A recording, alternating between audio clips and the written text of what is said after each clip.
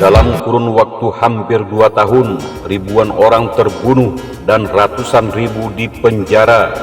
Inilah tragedi mengerikan perang melawan narkoba. Pada bulan Juni tahun 2017 lalu, Duterte terhitung sudah setahun menjadi presiden di Filipina.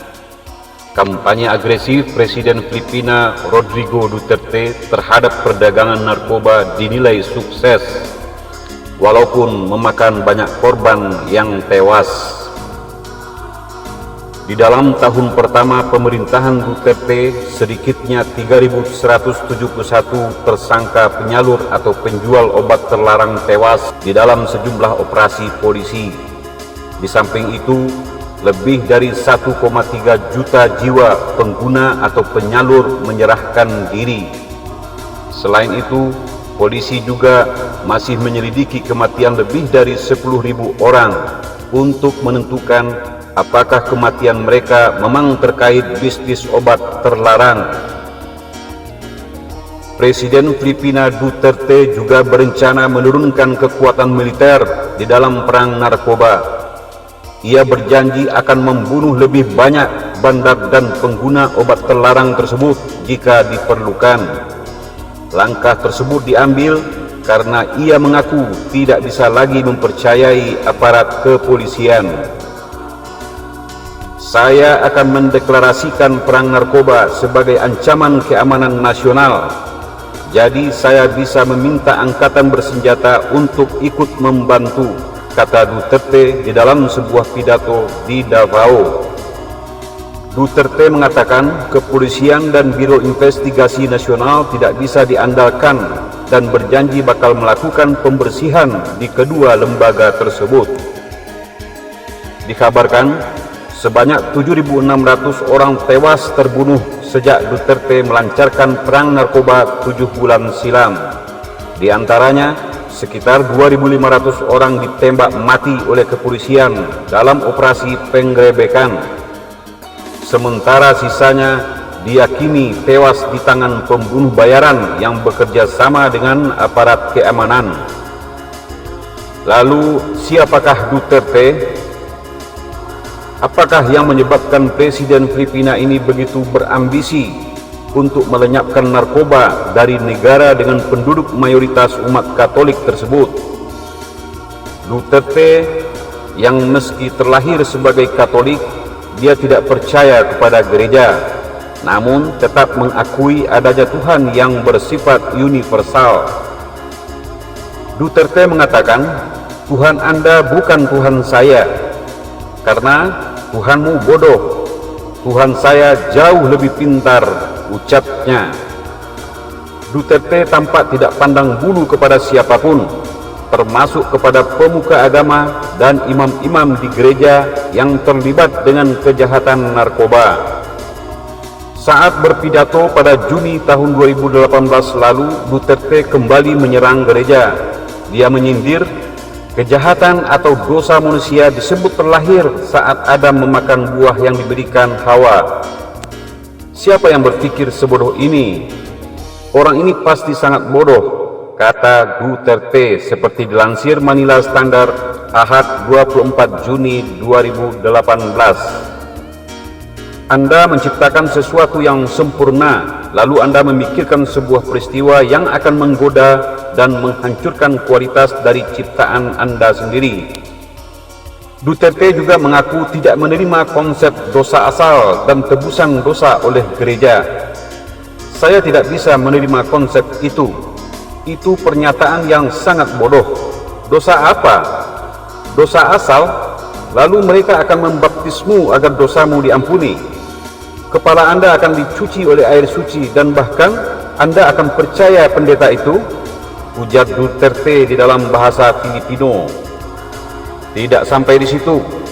Dalam sebuah pidato Duterte pada bulan November 2018 ini, dia juga menghimbau agar umat Katolik tidak pergi ke gereja. Himbauan ini menyusul kemarahan Duterte kepada seorang uskup ternama gereja Katolik. Presiden Filipina ini menuding uskup Caloocan Pablo Virgilio David sebagai oknum uskup yang menggunakan narkoba. David, saya ragu dengan Anda karena Anda terus berkeliaran di malam hari.